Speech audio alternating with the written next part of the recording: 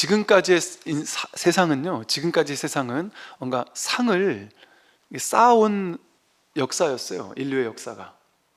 그래서 뭐 이렇게 하면 십자가에 못 박힌 하나님이야, 또 이렇게 생긴 건 부처님이야, 또는 이건 이래야 되고 저건 저래야 되고, 세상은 이렇고 저렇고, 무슨 둥근 달이 뜰 때는 어떻고, 소승달이 뜰 때는 귀신이 나오고, 온갖 이야기들을 지금 쌓이는 시대였고, 그거를 신앙하는 시대였단 말이에요, 지금까지. 그런데 딱 지금의 시대는 그 모든 상이 깨져나가는 시대예요. 그래서 뭐라 부르냐면, 재작년인가 작년인가 하고요, 또 한 6, 7년 전하고 두 번 다 우리나라 아주 유명한 훌륭한 교수님들이 모여가지고 우리나라 1년을 무슨 총괄하는 사자성어 하나를 만들자 이래가지고 발표를 하거든요. 매년 올해를 한마디로 정의하면 뭐냐 했을 때 사자성어를 딱 내는데, 그 두 해나 거쳐가지고 파사현정이었던 기억이 나요. 세상이 이렇게 파사현정되는 시대고, 파사현정이 대승불교의 모토예요. 불교의 모토예요. 파사, 삿된 거를 깨뜨리는 시대. 뭐가 삿된 거예요? 상, 분별, 모양, 개념, 이게 다 삿된 거예요. 이것이 깨지는 시대란 말이죠. 지금은 이게 상이 깨지는 시대예요. 지금은 놀라운 일이 벌어지고 있어요. 상이 깨지는 게 지금은 이상하지가 않아요. 여러분들 지금 제가 이런 얘기를 해도 놀랍지 않게 받아들이잖아요. 옛날에는 있을 수 없는 일들이 지금은 일어나요. 기독교 천주교 신자가 서양에서 그런 일이 많았다래거든요. 10년 전부터 서양에서 신기한 유행이, 신주어처럼 이렇게 마음은, 종교는 유대교인데 내 마음은 불교라. 현실에서는 불교를 실천하고 명상을 실천하고 불교의 깨달음을 추구하고 있는데 하는 수행자인데, 종교는 유대교인 거예요. 두 개가 공존하고 있는 거예요. 그 사람에게. 이거 주부 이렇게 부른대요. 근데 그 유대교, 불교 요런 사람만 있는 줄 알았더니 요즘에는 기독교 불교, 천주교 불교, 개신교 불교, 이것도 기독교라 했다고 또 한 소리 들었는데, 개신교라고 정확히 써야 된다고? 이런 식으로, 이게 말도 안 되는 것 같잖아요. 근데 지금 우리나라도 그런다니까요. 이게 깨지고 있어요. 저희 부산 절에도 보면은 오후에 법회를 하잖아요. 일요일날 오전에 교회 갔다가 오후에 절로 오는 분들이 계셔요. 이상하지가 않은 거예요. 또 실제 현역 타종교 신도님들이 상담을 목사님 신부님들한테 가서 안 하고 스님들한테 가서 하기도 하고, 저부터도 목사님 신부님들은 무슨 말씀하시나 이렇게 한 번씩 TV나 유튜브에서 보기도 하고, 또 인문학 하는 사람들 무슨 얘기를 하나 궁금하기도 하고, 과학하는 사람들은 또 무슨 얘기를 하나 궁금하기도 하고, TED니 뭐죠? 우리나라에도 나를 바꾸는 15분인가 해서 세바신가 이런 다양한 거에 대한 관심들, 이렇게 열린 마음으로 이제 다 관심 있게 지켜보는 거죠. 그게 옛날 같으면 불가능했잖아요. 고정관념이 있으니까. 불교 신자는 불교만 믿어야 돼, 기독교 신자는 기독교만 믿어야 돼, 이랬잖아요. 그게 깨지고 있단 말이죠. 융합, 통섭이 일어나가지고 벽이 없어져요. 옛날에는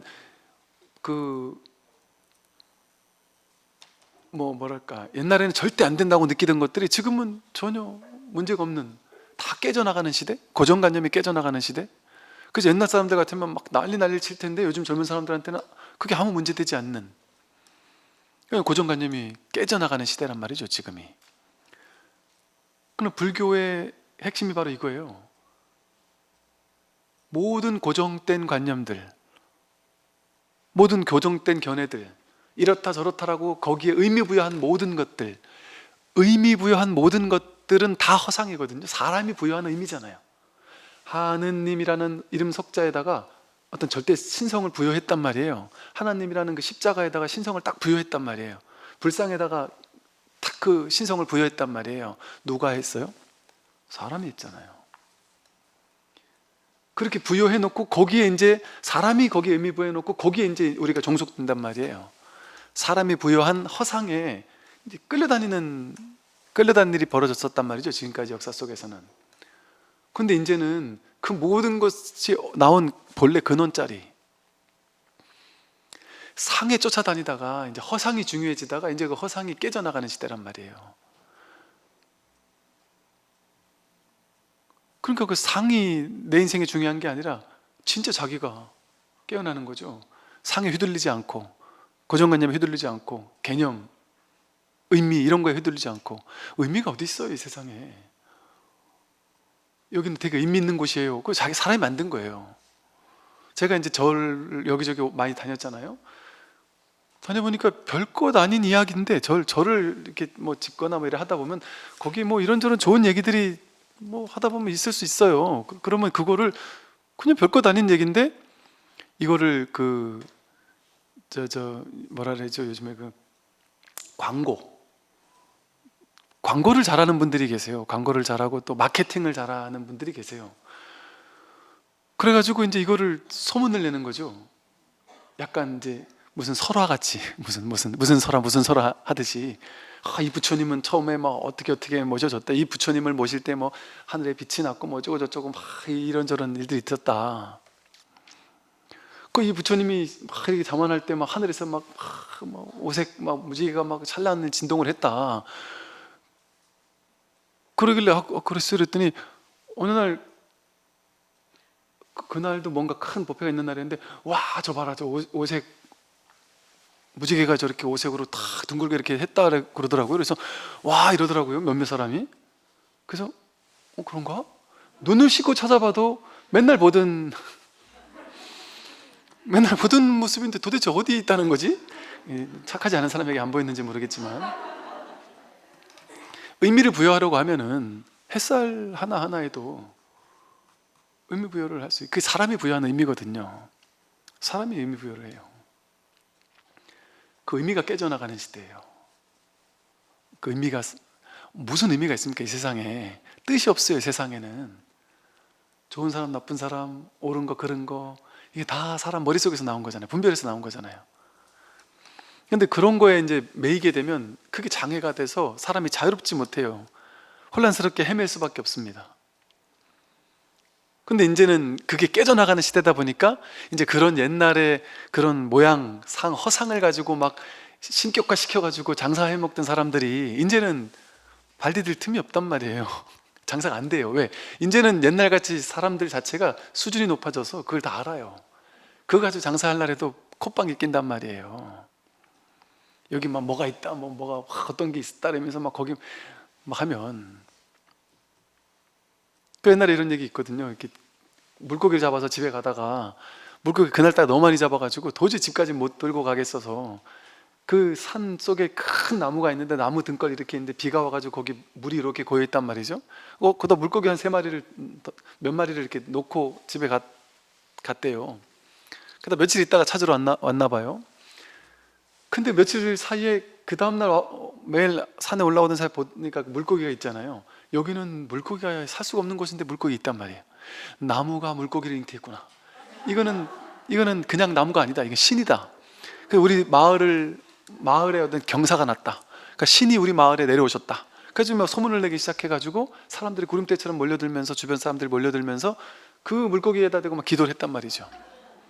그런데 놀라운 것은 그걸 굳게 믿는 사람들이 와서 그 물고기에다가 막 기도를 했더니 기도가 이루어지더라는 거죠. 기도가 몰라보게 이루어지더라는 거죠. 그 나중에 이제 물고기 주인이 밤에 또 왔다가 그 물고기 챙겨가지고 갔단 말이에요. 그러고 나서 사람들이 막 절망에 빠졌어요. 이거 신이 우리를 버렸다, 이제 떠나가셨다. 그래도 혹시 우리가 기도하면 되지 않겠나? 막 열심히 기도해도 기도가 이루어지지 않더라는 거죠. 자기가 마음에서 믿은 거죠. 자기가 마음에서 그렇게 믿기로 작정을 한 거죠.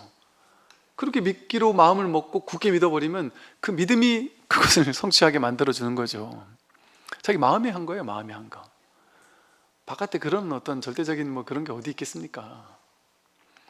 그래서 우리는 무슨 성지 이러냐, 성지를 순례하잖아요.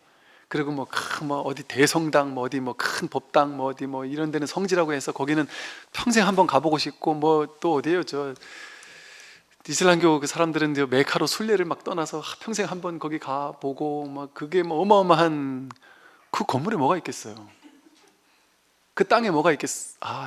위험한 발언인데. 부처님 4대 성지도 마찬가지란 말이죠. 안 그렇습니까? 부처님 4대 성지라고 뭘 다르겠어요? 아니 부처가 진불이 허상의 모양의 부처를 쫓아다니는 거 아니에요? 가짜를 쫓아다니면서 그 부처라고 모양을 세워놓고 있는 거 아니겠어요? 물론 이제 이 세속의 세상은 이제 원래가 그렇게 사는 거예요. 세속의 세상. 세속의 세상은 처음부터 끝까지 전부 다 모양놀이잖아요. 모양놀이. 그 모양놀이 가지고 돈 벌어먹고 사는 동네잖아요. 이 세상이 다 그렇잖아요. 안 그렇습니까? 아니 똑같이 차 타고서 서울에서 부산 가는 거 똑같아요. 별 탑승감도 별 차이도 없어요. 그런데 우리나라 차는 3천만 원이고 외제차는 뭐 몇 억이에요. 뭐 심지어 몇십억 하는 차가 있대요. 근데 이거 속임수 아니에요? 그렇게 돈을 내고 그걸 사야 되겠냔 말이에요. 근데 이게 한정판이고 막 그러면 이게 막 미친 듯이 산다는 거죠. 뭐 운동화 하나가 막 어마어마 비싸대요. 전 세계 몇 개 없는 한정판. 그거 다 우리 허상인 줄 알면서도 거기 쫓잖아요, 사람들이. 연예인들이 막 화장 전과 후가 완전 다른 사람들을 이게 비교 막 이런 게 나오대요. 와, 이거는 마법이군, 마법. 진짜 어마어마한. 알면서도 그냥 속는단 말이에요. 그리고 그게 그냥 이 현실 세계는 그렇게 모양에 속으면서 서로 속고 속이고 하면서 장사하고 사는 거죠. 중국 가니까 그런 잘 해놨더라고요. 중국에 성지순례 갔더니 야, 진짜 내가 진짜 성지순례 온 건가 싶은 생각이 들면서 참 중국에 미안하지만 중국에 가니까요 이야기를 다 만들어 놨어요. 법당마다 뭐 이 법당은 진급 잘 되는 법당, 저 법당은 애 잘 낳는 법당, 저 법당에서 무슨 기도를 하면 무조건 이루어지는 법당, 뭐 그걸 만들어 놓으면 장사가 되잖아요. 전국에서 몰려들지 않겠어요? 거기 한번 만지려고. 우리나라 뭐 산에 있는 부처님 코 이렇게 깔아가지고 뭐 먹으면은 뭐 애 낳는다듯이 그 부처님마다 남산에 가면 코가 없어요. 그걸 긁어가지고 자 맛있게 드셔서. 그게 진짜일까요? 그 모든 것들이? 그게 근데 이제 우리는 그런단 말이에요. 야, 얘네들 참 장사 머리 잘 썼다. 그러면 말은 그렇게 하면서도 그래도 또 왔으니까 한번 가서 나도 한번 해보게 된단 말이에요. 또 상관없어요. 해보면 좋단 말이에요. 뭐 어차피 다 허상의 세계인데 꿈꾸는 세계인데 거기서 연기 재밌게 한단 말이죠. 그걸 잘못했다는 게 아니라 이럴 필요는 없는 거죠. 뭐 갔으면 기왕 갔으니까 뭐 여기서 하면 우리 건강에 좋은 법당이라니까 건강을 가서 기도하면 좋죠.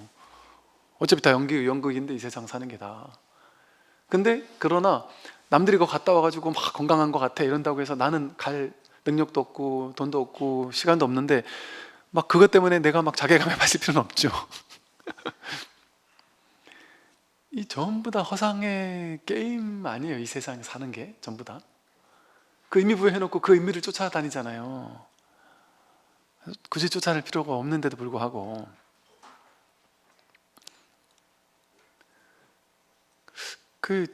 이게 장사를 하려면 그래서 이게 할 건덕지가 많아요. 그렇게 하려고 맘먹으면. 근데 그걸 깨는 게 공부란 말이에요. 깨는 게 불교 공부란 말이에요. 그게 하나하나 깨는 게. 그런 게 있는 곳들도 많죠. 물론 그런 설화들이. 근데 그런 것들은 그냥 그 당시 옛날 사람들의 어떤 소박한 어떤 신앙, 어떤 기복적인 신앙과 이런 것들이 이렇게 만들어낸 어떤 전통 문화로서 그냥 받아들이면 돼요. 그런 걸 막 크게 막 어떻게 생각하면서 막 그렇게 거기 걸릴 필요는 없는 거죠. 법의 성품에는 본래 허물과 장애가 없는데도 중생이 망령되게 집착하여 푸르니 누르니 한다. 이 법의 성품에는 본래 허물도 없고 장애도 없어요. 법의 성품이 뭐가 법의 성품이에요? 이 온 법계 전체가 색, 즉 시공이란 말이에요. 색이 있는 그곳이 전부 다 법의 성품 아닌 걸 어떻게 찾을 수 있냔 말이에요. 삼라만상 모든 것이 전부 다 법의 성품 아닌 게 없어요. 그런데 그 법의 성품에는 본래 허물과 장애가 없어요. 어떤 허물도 없고 어떤 장애도 없어요. 근데 허물 사람이 만드는 거예요. 허물은 사람에게서 나와요. 장애도 사람에게서 나와요. 사람이 그거에 의미부여를 해놓고서 거기에 걸리고 막 막 힘들어하고 괴로워하고 또 뿌듯해하고 어디까지 올라가가지고 어떤 기도를 하고 나면은 막 좋다더라. 어디서 막 100일 기도를 하면은 막 이루어진다더라. 제가 그 심정을 잘 알거든요. 제가 어릴 때 많이 봤거든요. 37일 기도, 100일 기도 막 하루라도 빠지면 거의 막 한 90일 때쯤까지 왔는데 그 하루 못했을 때 그 절망감, 그 100일 동안 내가 쌓아온 게 다 무너지는 것 같은 그 처절함. 너무 막 이게 100일 동안 내가 기도를 막 정말 쉽게 말해 빡세게 했단 말이에요. 매일 막 1000배 이상을 하면서 막 그냥 이게 100일을 채우려고 달려왔는데 아니 한 5일 돼가지고 하루를 못 채워가지고 이게 물거품이 됐을 때 그 충격, 그 괴로움 너무 스트레스 받더라고요. 그런데 놀랍게도 제가 그 다음번에 100일 기도할 때 어떻게 하는지 아세요? 제 스스로가 정당화시키는 룰을 만들었어요. 100일 기도를 하다가 하루 빠지면 그 다음날 2배로 한다. 그러면 인정이다. 누가 만든 인정이에요 도대체? 자기가 만들어 놓고 자기가 행복한 거예요. 그냥 그거 가지고. 그게 부처님이 만들었을까요? 그런 거? 하다못해 부처님이 100일 하루도 빠지지 않고 100일을 해야만 복된다고 얘기했을까요? 부처님이? 부처님 기도가 그런 걸까요? 진짜 그런 걸까요? 그 기도가 또 뭐가 기도예요? 금강경 7독 하는 게 기도일까요? 절을 하는 게 기도일까요? 연부를 몇 천독 하는 게 기도일까요? 마음을 고요히 하는 게 기도일까요? 가만히 앉아 있는 게 기도일까요? 스님들이 어떻게 해야 절에서 열심히 사는 걸까요? 매일 아침 저녁 예불 잘하는 게 기도일까요? 아니면 참선을 그 시간 딱 돼가지고 딱 참선을 오래오래 하는 게 기도일까요? 아니면 무엇이든 주어진 일을 그냥 열심히 하는 게 기도일까요? 아니면 옛날 선사 스님들처럼 아무것도 하지 않아요. 그냥 주어진 일을 한단 말이에요. 배고프면 밥 먹고 밖에 나가 일하고 사람 만나면 대접하고 제자들 오면 법 가르쳐주고 그런단 말이에요. 제가 아는 모 어른 스님께서 이 법의 안목이 아주 투철하신 분이세요.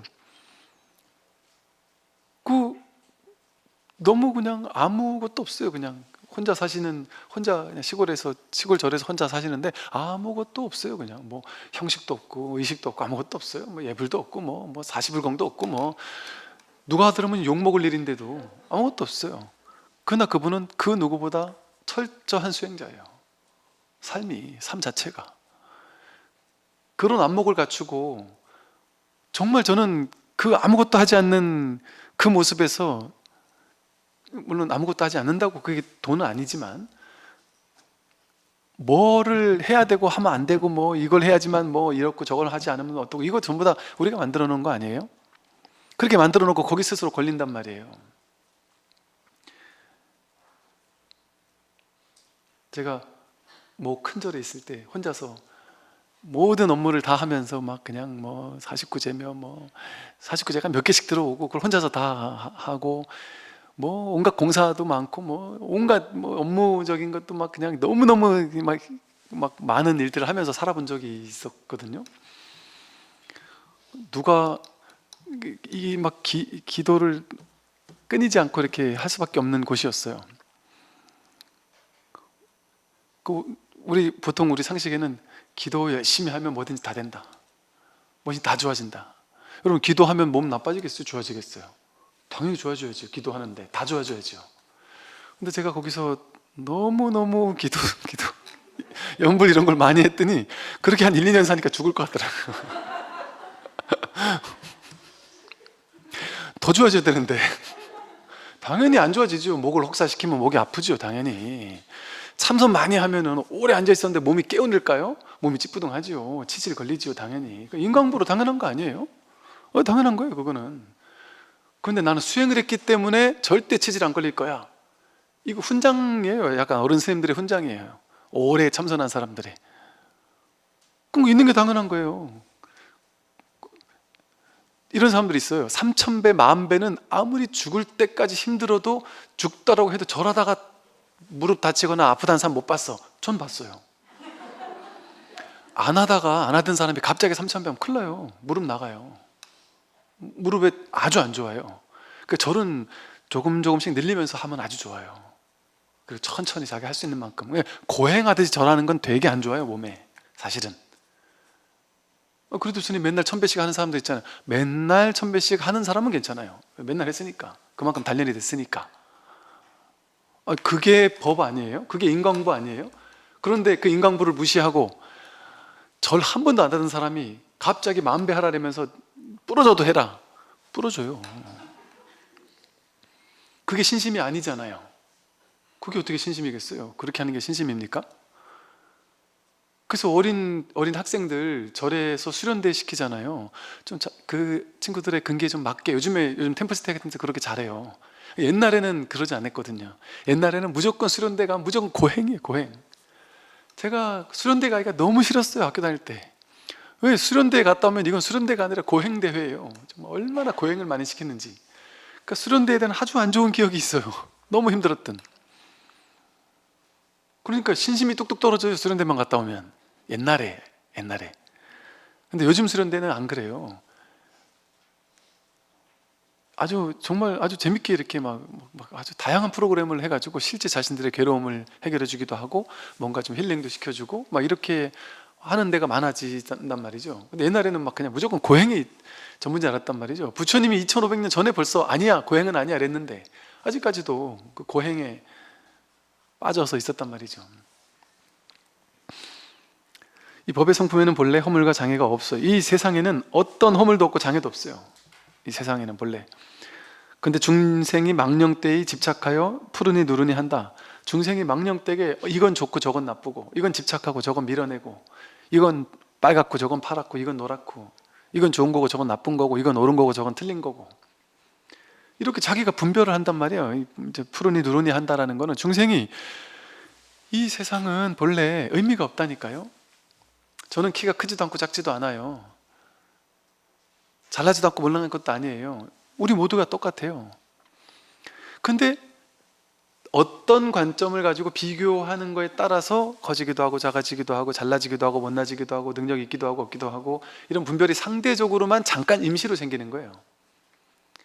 실제 그런 일은 없어요. 실제 푸른 것도 없고 누른 것도 없고요, 옳은 것도 없고 그른 것도 없고요, 바르고 바르지 못한 거, 그런 게 정해진 고정된 실체로서 존재하지 않는단 말이에요.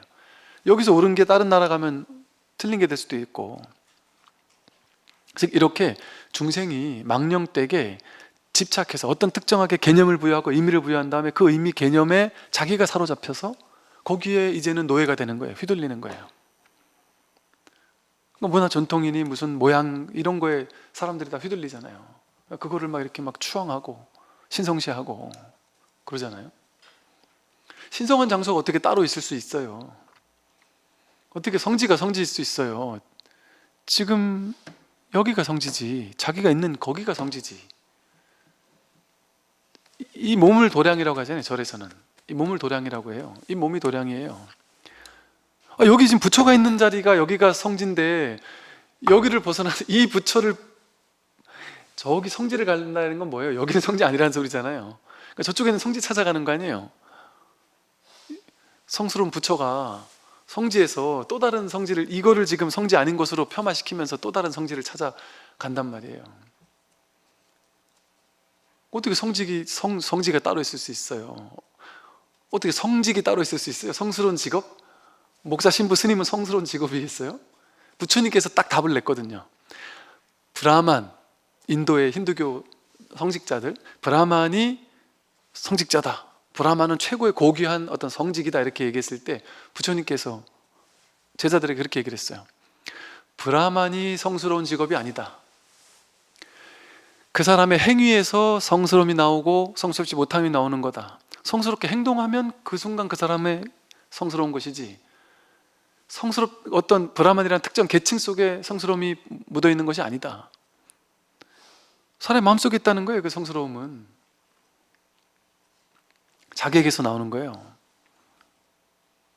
그 모든 게 자기에게 있어요. 이 자기를 버리고, 이 진짜 부처를 버리고 바깥에 온갖 모양으로 칠해놓고, 좋은 거 나쁜 거 막 이렇게 모양으로 그림 그려놓고 거기에 끌려다니면서 휘둘리면서, 진짜 주인이 가짜에 끌려다니면서 산단 말이죠. 진짜 부처가 바깥에 상을 그려놓고, 허상은 진짜 부처가 아니잖아요. 그 상을 깼을 때 비로소 부처를 만나거든요. 범소유상 계시어망, 모든 상이 있는 바 모든 것은 허망하다. 부처라는 상을 딱 만들어 놓고 거기에 부처가 있다 이렇게 한다면 그거 상이잖아요. 그거 허망한 거죠. 그러니까 그걸 깨뜨려 주려고 다나철현 선사가 부처를 깨뜨렸단 말이죠. 이를테면. 그러니까 이건 이제 본질적인 얘기예요. 현실에서도 그러고 살으라는 얘기는 아니에요, 전혀. 현실에서는 현실의 룰이 있어요. 현실의 규칙도 있고 현실의 전통도 있어요. 그건 그거대로 여건 되면 따르고 하는 거죠. 또 많은 사람들이 그렇게 하기를 원하면 맞춰준단 말이죠. 그리고 그 규율대로 살아야 돼요. 왜? 그것도 중요한 거예요. 왜? 이 현실이라는 세계, 불교가 현실이라는 세계를 막 다 깨뜨리는 그런 어떤 뭐 혁명론자도 아니고 기존 질서를 막 무조건 무너뜨리기만 하는 게 불교가 아니에요. 마음에서 깬다는 거예요. 마음에서. 현실에서까지 깰 필요는 없어요. 현실에서는 그냥 맞춰서 사는 거예요. 정해진 성직이 없지만 성직자 만나면은 합장하고 인사하고, 성지가 따로 없지만 성스러운 법당이나 교회 가면은 성스럽게 또 마음 모아서 기도하고 그거 하는 거예요. 현실은 그대로. 그게 하되 함이 없이 하는 거예요. 머무는 법 없이 마음을 내는 거예요. 했는데 했다 하는 생각도 없이 걸림없이 그걸 하는 거예요. 안 하는 게 아니에요. 하는 거지. 그러나 그 마음 안에서는 그 어떤 상에도 걸림이 없이 하고 있는 거예요. 그러니까 똑같이 하고 있지만 A라는 사람은 그게 실제가 있는 줄 알고 막 거기 막 목매면서 하고, B라는 사람은 그 모든 것을 그 텅 빈 공하다라는 것을 자각하는 입장에서 한단 말이죠. 겉으로 봤을 때 똑같이 하는 사람인데 속으로는 완전 다른 사람인 거예요. 열애는 어리석은 중생을 이끌기 위해 지옥이나 천당을 말하기도 하지만 미륵불이 자신 가운데 본래 있는데 어찌 딴 곳에서 헤아릴 필요가 있겠는가? 열애는 보세요. 여기 딱 제 말 아니에요. 딱 이렇게 나오잖아요. 부처님은 어리석은 중생을 이끌기 위한 방편으로 지옥과 천당을 말하기도 한 거예요. 방편으로. 그런데 진짜 부처, 진짜 미륵불이라는 건 어디에 있어요? 자기 가운데 본래 있단 말이에요. 자기 가운데 본래 있어요. 어찌 딴 곳에서 헤아려 찾을 필요가 있겠느냐? 열애가 불교 경전에 지옥 나와요. 천상세계도 나와요. 극락국토도 나와요. 그런데 열애는 어리석은 중생을 이끌기 위한 방편으로 천당, 지옥을 얘기한 것뿐이에요. 그런 게 실제 있는 게 아니고 자기 마음속에서 천당이 있고 지옥이 있잖아요.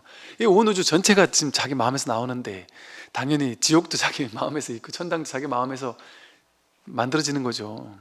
어떻게 물리적인 지옥이 따로 있을 수가 있겠어요? 그게 어떻게? 그 집원 알 수 있어요? 주소지 알 수 있습니까? 천당하고 지옥? 들어본 적 있나요? 그 어떻게 그게 그렇게 있겠어요? 자기 인생을 살다가 자기가 한 생각, 우울하고 괴롭고 죽겠다 하는 한 생각에 사로잡히면 그 자리가 지옥이 되는 거예요. 또 법문 듣고 자유로워지면 그 자리가 극락국토가 되는 거예요. 자기가 미륵불이 되는 것이고 자기에게 다 구족돼 있어요. 이게 타종교에서 들으면 진짜 놀랄 일이지만 자기가 메시아고 자기가 예수고 자기가 마호메트예요. 자기가 하나님이고 삼신이 다 자기에게 구족돼 있어요.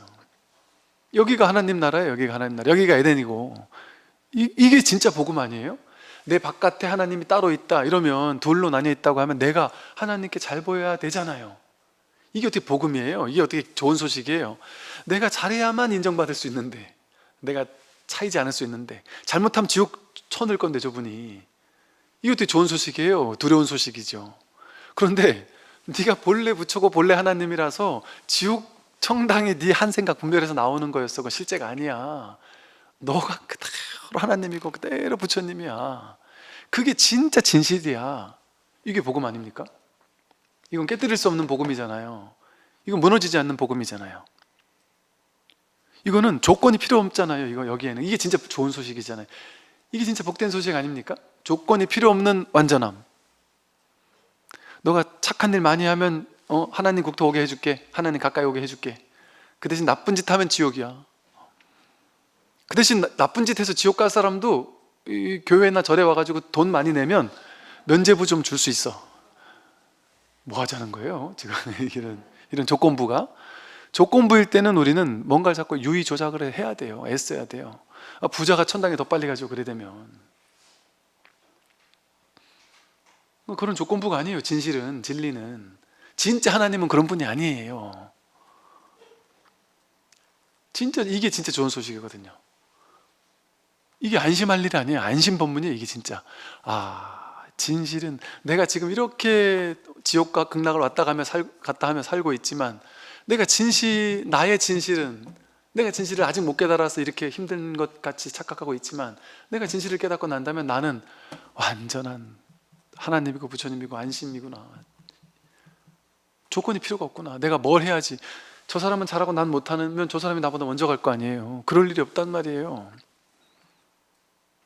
완전 자유, 완전 걸림없음, 완전한 무죄, 완전한 해방, 완전한 치유, 또 완전한 뭐랄까 이게 그 하나님 부처님이 참회를 해준다? 뭐랄까 완전 무죄를 선언한 거예요. 죄 없음의 선언이 이게 완전한. 우리 본질에선 죄가 있을 수 없어요. 죄는 어때요? 인연 따라 내가 죄를 지어서 죄는 왔다 가는 거예요. 죄의 과보도 왔다 가는 거고. 어떻게 죄가 내가 될 수 있어요? 왔다 가는, 인연 따라 왔다 가는 건데. 그리고 죄라는 것도 이 날에선 이게 죄고 저 날에선 그게 복일 수도 있는데. 우리 옛날에 장군들은 뭐 30만을 죽이고 우리나라 최고의 영웅으로 대접받고 사는데, 최악의 살인마라고 생각하냔 말이에요. 겉으로 봤을 땐 살인마지만 영웅이란 말이에요. 영웅. 그럼 그게 어디서 나온 거예요? 자기 마음에서 나왔죠. 도대체 누굴 죽이면 살인이고 누굴 죽이면 영웅이에요? 우리가 지금 우리나라를 생각하지 않으면 유럽에 이 나라 저 나라가 있어요. 이 나라 저 나라가 싸우면 도대체 어느 나라가 선이고 어느 나라가 악이에요? 영화나 드라마 보면 전부 다 선, 악을 나눠놓고 시작하지만 어떻게 선악이 있을 수 있어요?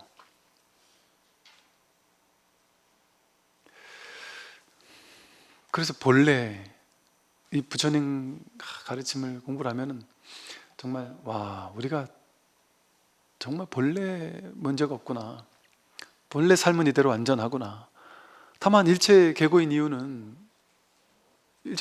이유는 자기 분별로 허망한 걸 진짜인 줄 착각하니까 괴로운 거예요. 그래서 부처님은 삶은 괴로움이라고 했는데 그게 삼법인인데 스님은 왜 부처님하고 다른 말 하십니까? 누가 이러더란 말이죠.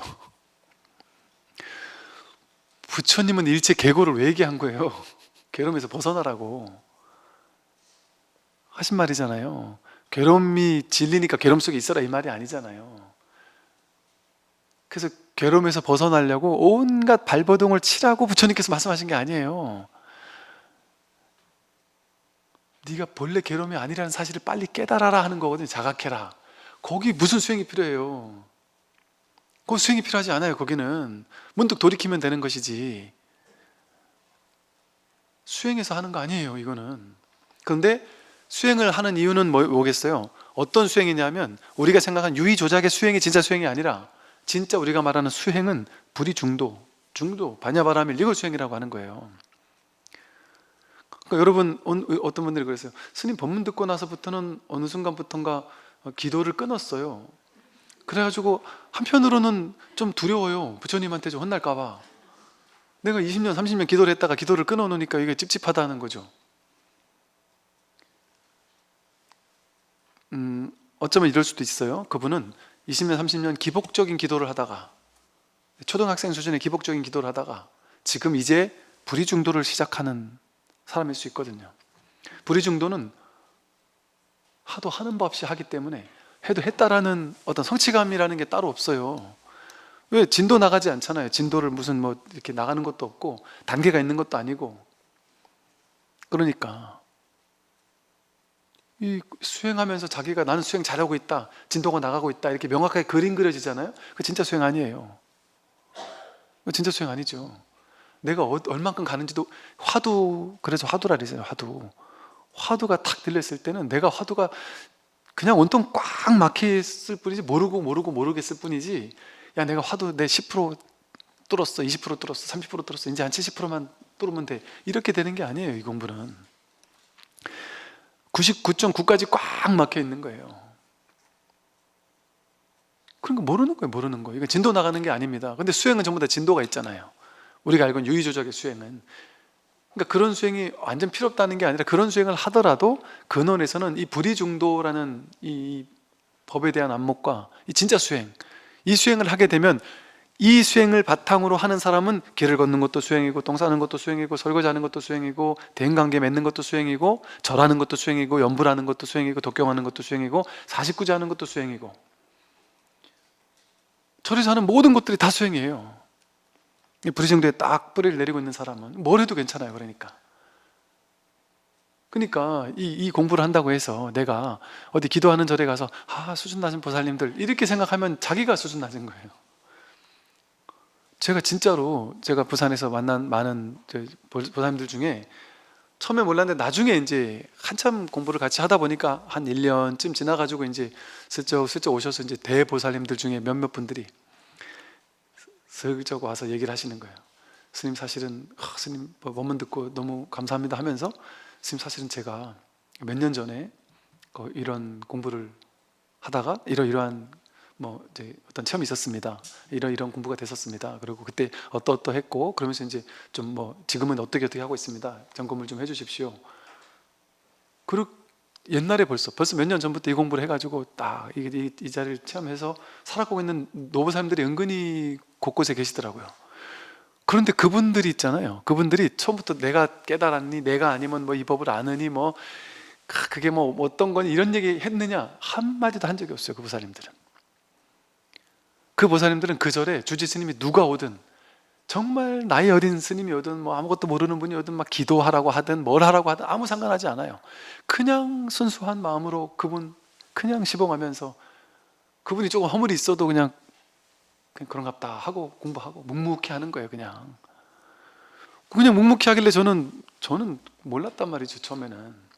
나중에 보니까 그러니까 그게 진짜 공부인이구나, 저런 분들이 진짜 공부인이구나. 상을 내지 않아요. 정말 겸손하게 공부하는 거예요. 처음 온 신도님들한테 막 군림하려고 하지 않아요. 겸손하게 그냥 자기 공부하는 거예요.